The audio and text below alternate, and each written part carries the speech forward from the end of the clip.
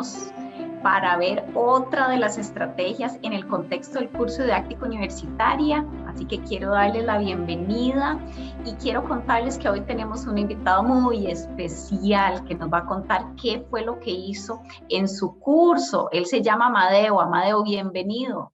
Hola, hola, mucho gusto. Muchas gracias por el espacio, por la invitación.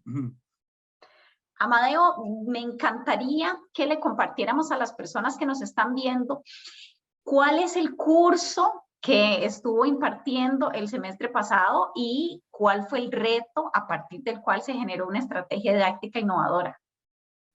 Bueno, he estado trabajando en apreciación de teatro y taller de teatro durante ya varios años. Y bueno, el año pasado digamos, hubo un proceso de transición de lo práctico a lo virtual, ¿verdad? Entonces el reto fue hacer esa transición de aquellas clases que teníamos como muy dinámicas, ¿verdad? En el territorio de lo práctico hacia lo virtual. Eso. La estrategia didáctica o el experimento lo basé justamente en la aplicación de la sorpresa o del asombro o situaciones de sorprendimiento, ¿verdad? Para en esta dinámica más magistral tener un poco, ¿verdad? Del componente que ya de alguna manera las clases de teatro, ¿verdad? Y las dinámicas teatrales ofrecen el territorio de lo práctico. Entonces, la cosa era, digamos que el sorprendimiento, el asombro, lo imprevisible, ¿verdad? En una dinámica magistral pudiesen ser también criterios para diseñar una clase o un curso, ¿verdad? Partir del punto de que así como tenemos que diseñar una estructura formal para una clase en términos de una apertura, un desarrollo, un cierre pedagógico, también consideráramos la organización, ¿verdad? De una frecuencia energética, una frecuencia rítmica, con la cual lleváramos a cabo esa clase como un espacio de experiencia, ¿verdad? Como un espacio experiencial, aunque fuese virtual y aunque fuese magistral. Es decir, los estudiantes y las estudiantes invitadas, invitados como espectadores, ¿verdad? Como espectadoras y como participantes de este espacio de experiencias.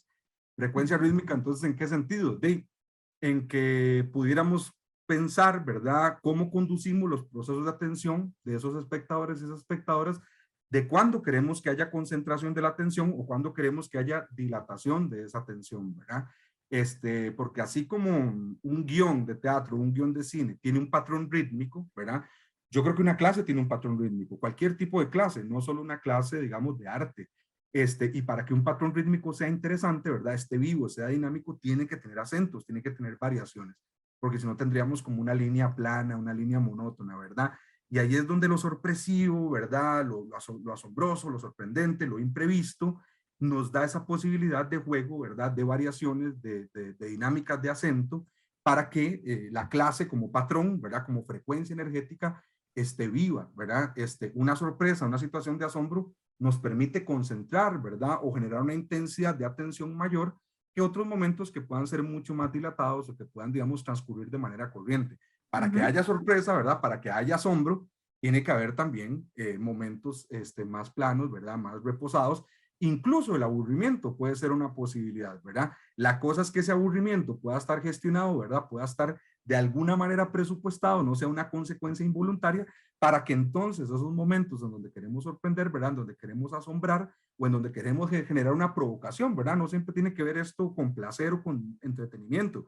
Tiene que ver con cómo organizamos la atención de acuerdo a los contenidos, ¿verdad? O a los fenómenos que estemos estudiando. Un poco por ahí fue la inspiración, ¿sí? Claro, Amadeo, y hablemos un poquito de sus acentos. ¿Cuáles fueron? Bueno, había una gran variedad de actividades a lo largo del semestre.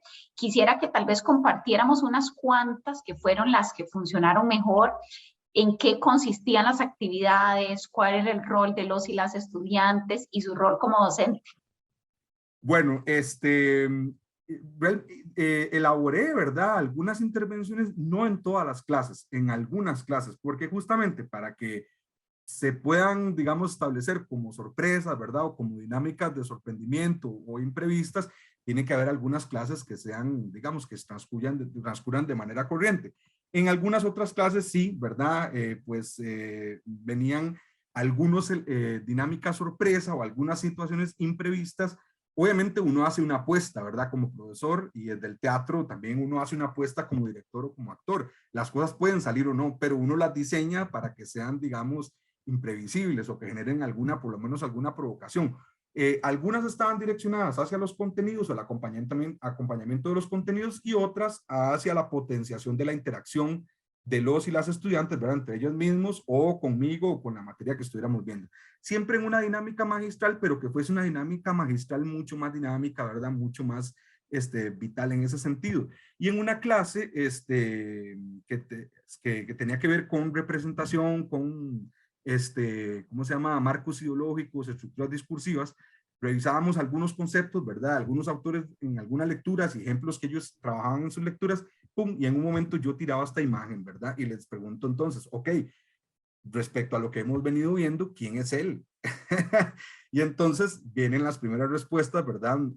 Siempre es como muy lindo generar esto, ¿verdad? Porque no hay respuestas buenas o malas. El punto de generar una discusión, ¿verdad? Sorpresiva, con una figura que además va a ser importante para los sistemas de creencias de todos y todas nosotras en Latinoamérica. Y bueno, él es Jesús, profe. Y entonces yo les digo, ok, si él es Jesús, entonces, ¿quiénes serían estos otros? ¿Verdad? Y entonces, claro, el tema y la discusión aparece de manera muy rica, ¿verdad? Y muy potente. La atención se captura sobre aquello que venimos revisando en términos de dónde se construyen las representaciones, quiénes construyen las representaciones y cómo consumimos esas representaciones, ¿verdad? Y cómo la representación se vuelve algo complejo en términos de la realidad, ¿verdad? Una representación nunca va a agotar por completo la realidad y para ellos esto es absolutamente sorpresivo, incluso cuando les pongo a Obi-Wan Kenobi aquí, ¿verdad? Que es asumido por alguna gente como una representación mesiánica. Y bueno, la actividad termina como un cierre pedagógico cuando les planteo efectivamente que si podemos imaginar entonces a Jesús como figura, como representación, ¿verdad? Desde otros lugares culturales, ¿verdad? Entonces, un poco por ahí iban las dinámicas en cuanto a los contenidos, ¿verdad? Como ejemplos que generan alguna provocación. Pero también inventamos otras intervenciones que potenciaran la interacción, como una pelea ficticia que yo previamente ensayaba con un estudiante, ¿verdad? El grupo no sabía lo que iba a pasar, es una dinámica de teatro invisible, y en una clase sobre posverdad, fake news, manipulación de masas a partir de este tipo de desinformaciones, ¿verdad? La pelea surgía. Yo empezaba a pelearme con el estudiante por alguna razón, la gente quedaba como, ¿verdad? Como pasmada, ¿qué está pasando aquí, verdad? Y la pelea en sus máximas consecuencias, yo tirando toda mi calidad actoral, y en un momento la rompíamos y hacíamos evidente la teatralidad. Obviamente había una gran conmoción y eso quedaba, por un lado, como un gran ejemplo, ¿verdad? De cómo la realidad puede manipularse a partir de una situación ficticia y al mismo tiempo generaba muchas interacciones de todo tipo, ¿verdad? Entonces, la cosa era que en algunas clases pudieran haber de este tipo de intervenciones. Hice un formulario con Google Forms y bueno, tuve un grado de aprobación, les pregunté por la efectividad de estas actividades y entre un 86, tuve un nivel de aprobación de un 86 a un 92%, les pregunté por las que más les había gustado, bueno, y la pelea del profesor se llevó el primer lugar, pero algo que me gustó fue que todas fueron valoradas, no se nos quedó ninguna por fuera. Por ahí, no sé si comento algo más. Amadeo, y pensando en esta experiencia, si la fuera a volver a replicar en otro semestre, ¿qué cambios te haría? Algo que me gustó, profe, es en las preguntas que les hice a los estudiantes, es que me recomendaran cómo podía mejorarlas, más allá de recibir algunos piropos, ¿verdad?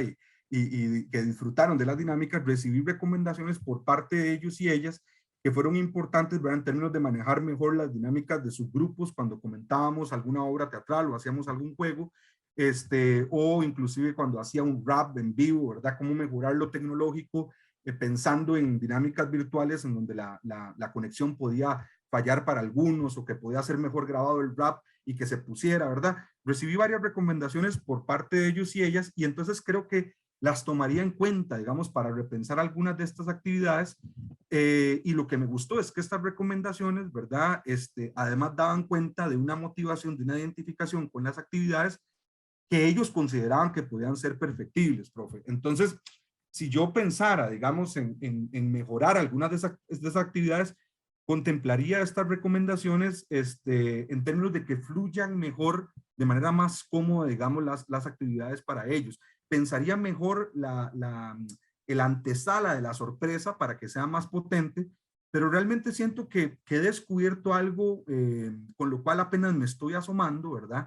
Y que creo que quiero pensar en otro tipo de sorpresas, ¿verdad? Y en cómo voy, digamos, profundizando y desarrollando esto que recién descubro desde mi disciplina. Creo que el curso de didáctica universitaria lo que ha hecho es eso, o sea, me ha reubicado respecto a lo que yo hacía y me ha abierto más bien una mirada con la cual yo digo, mira, ¿cómo no estaba haciendo esto, verdad?